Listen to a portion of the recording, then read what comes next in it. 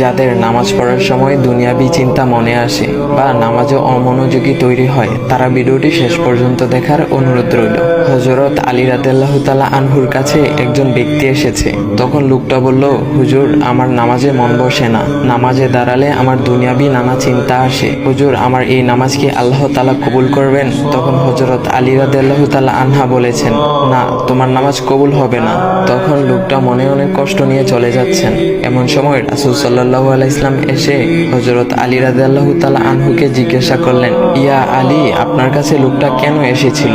এসে দেখি মন খারাপ করে চলে গেল। কেন, কি হয়েছে আমাকে বলুন। তখন আলী রাদিয়াল্লাহু তাআলা আনহু বলেন, তিনি আমার কাছে জানতে এসেছেন যে নামাজে দুনিয়াবি চিন্তা আসলে নামাজ হবে কিনা।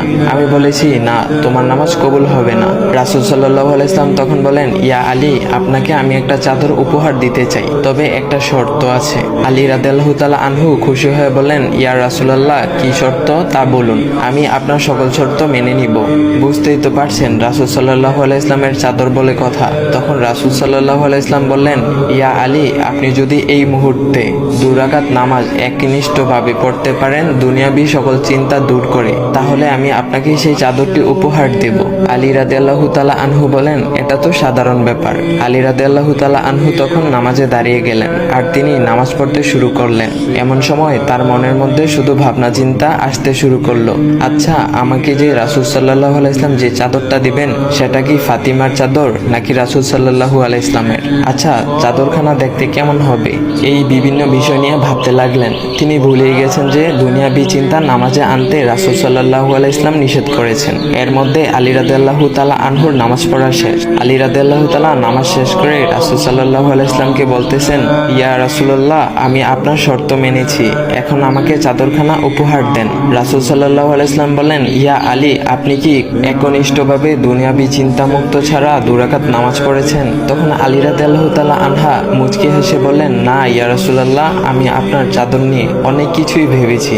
তখন রাসূল সাল্লাল্লাহু আলাইহি ওয়াসাল্লাম বলেন, ইয়া আলী, নামাজ তোমারও হয়েছে, আর তুমি যাকে নামাজ হবে না বলে ফতোয়া দিয়েছো তার নামাজও আল্লাহ তাআলা কবুল করে নিয়েছেন। শোনো আলী, দুনিয়াবি চিন্তা দ্বারা নামাজ বাতিল হয় না, নামাজ মহান আল্লাহ তাআলা কবুল করে নেন।